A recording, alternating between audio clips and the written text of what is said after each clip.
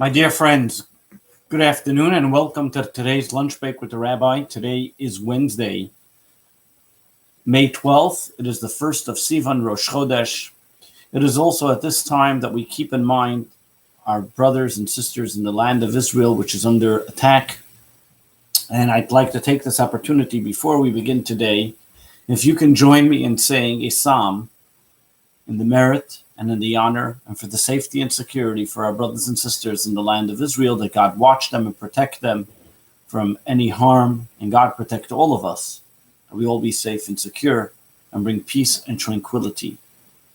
Psalm 121, Shir Lamaylos Esa Inay Alahori Me'an Yavi Ezri, Ezri Me'im Adinoyo Yise Shemayim V'oretz, Al Yitum Rabbi Lagrecha Al Yonum Shemrecha, Hine Lo Yonum V'lo Yishon Shemer Yisrael, Adinoy Shemrecha Adinoy Tzilcha Yadi Minecha, Yoimam HaShemesh Li'akeka V'yareach Palelo, Adinoy Yishmorcha Mikol Ra Yishmers Nafshecha, Adinoy Yishmer Tzeitzcha V'yecha Me'ata V'adelam. My friends, today we talk about, and we're going to talk and discuss about the upcoming holiday of Shavuos. It is very apropos that especially that today, which is the first of Sivan, that we start discussing the 10 Commandments that were given on Mount Sinai on the 6th of Sivan, coming up this Monday. We know that when the Torah was given 3,334 years ago, it wasn't a one-time episode. It's a something which continues to give, a gift that keeps on giving. And every single year on the anniversary of the day that the Torah was given, the Torah is given to us again from new. So from the entire episode of how the Jewish people prepared for the giving of the Torah and the giving of the Torah itself, all together is something that we need to constantly learn, improve, and see how this affects our contemporary life. The Talmud tells us an interesting episode leading up to the time of the Jewish people on Mount Sinai. Every single day, from when the Jewish people left Egypt until they got to Mount Sinai, were 50 days of refinement. The Jewish people, when they were in the land of Egypt, they were sunk into the greatest levels of impurity, to the extent that the angels on high complained to God and said, "Why are you taking the Jews out of Egypt? What are they any better than anybody else? These are idolaters and these are idolaters." And God said no. With his choice, as we say in the blessing before we read the Torah, Asher bochar banu mikol amim, that God chose us from the nations. A choice is only when two things are equal. At the time when we were in Egypt, we were equal to anybody else in the world. And God chose us from amongst the Egyptians and from amongst the nations of the world, schlepped us out of the impurity of Egypt. But once he schlepped us out, we need to then get acclimated and prepare ourselves adequately to be able to receive the Torah on Mount Sinai. We were given 7 weeks. 7 weeks which went through all our 7 faculties of our emotions, 7 times 7, looking at it from every angle, from every perspective, gearing up for this momentous occasion of the 10 Commandments about to be given on Mount Sinai. And the Talmud tells us a fascinating thing. Every single day, from when they left Egypt until they came to the giving of the Torah, Moses was there coaching and helping them understand and appreciate what they're about to get. But there was one day Moses didn't tell them a thing. As they traveled closer to Mount Sinai, they come to Mount Sinai, and as they get to Mount Sinai on the first of Sivan, they're there at the mountain, he doesn't tell them a thing. Only the following day, tomorrow, does he tell them the laws of preparation and preparing themselves for this unbelievable event.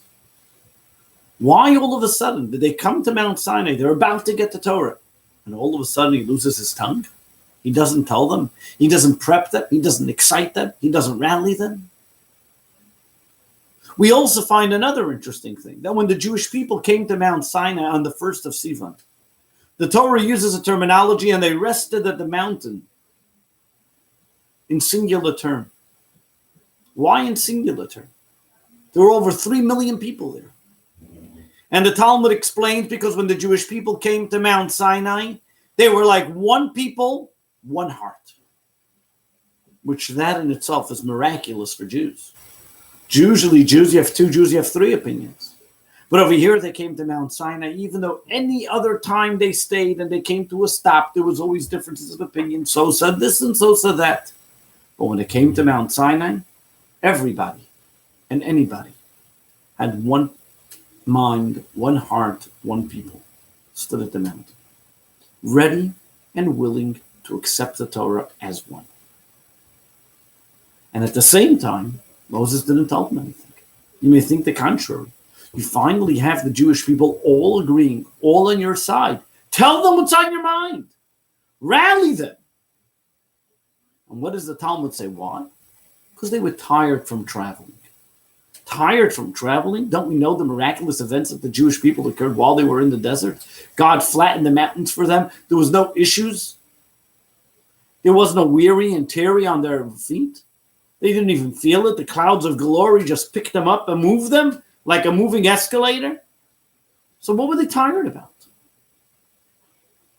Hasidism comes and explains over here that all this has a very important factor. And when we look at the whole story of Mount Sinai, they weren't tired from traveling physically. They were tired from traveling spiritually.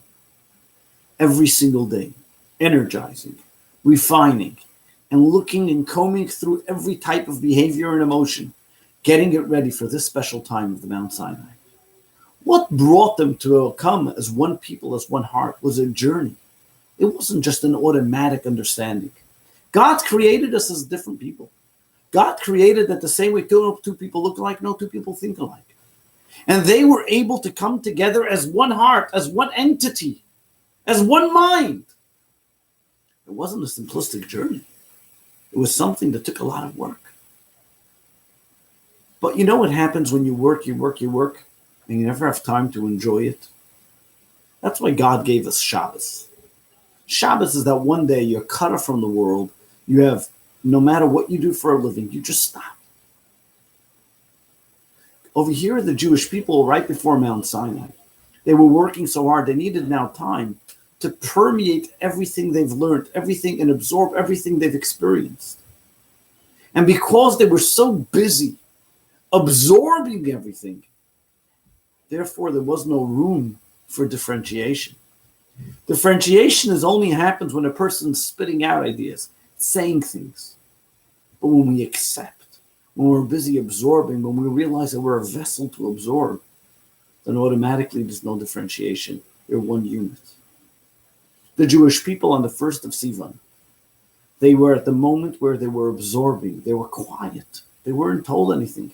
Moses realized and understood that this was the best and utmost way for them to prepare.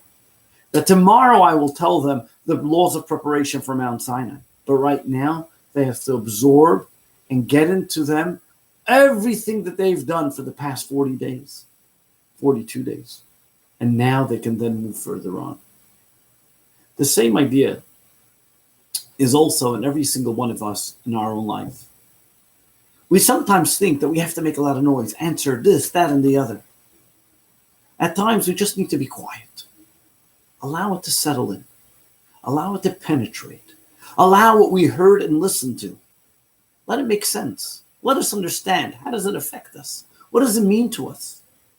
And we will see that when we are quiet, we actually get along and it makes sense and it feels good. The only reason why there's disagreements and discord between one and the other is because everybody believes that they have to shout out the other person. But if we're just quiet for a moment and become resourceful and realize that everything we've done should permeate and generate and understand within us, then we look forward to tomorrow, where we're then called the chosen nation. We're given the laws of perimeters. We're given the laws of what it means to be holy. And then we are willing and ready to accept what God gives us without any question. But step number one is quiet. Step number one is penetration. Allow what you've learned to penetrate, to feel, and make sure you know what you did. Then you can go on and step further. The same things in our life of work. We have Shabbos to stop. Allow what we've done. Enjoy the beauty, the ambience.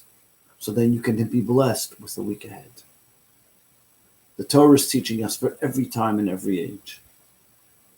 Remember, take that moment to be quiet, take that moment to stop and think and allow everything that you've learned to be absorbed, understood, and penetrated so that you can go further and get ready for the ultimate time, the time when you'll hear the Ten Commandments, God's revelation on Mount Sinai. I'd like to take this opportunity as well to welcome you all to join us for the Ten Commandments on Mount Sinai, Quorum Road, which is going to be next Monday, 10 a.m. services, 10:30 a.m., 10 reading of Ten Commandments, followed by a dairy buffet. We really hope you'll be able to join us. For more information, go to jewishally.com or email me, call us, and we'll be able to fill you in on the details. Looking forward to joining you again tomorrow at 1 p.m., Lunch Break with the Rabbi. God bless you and have a great day.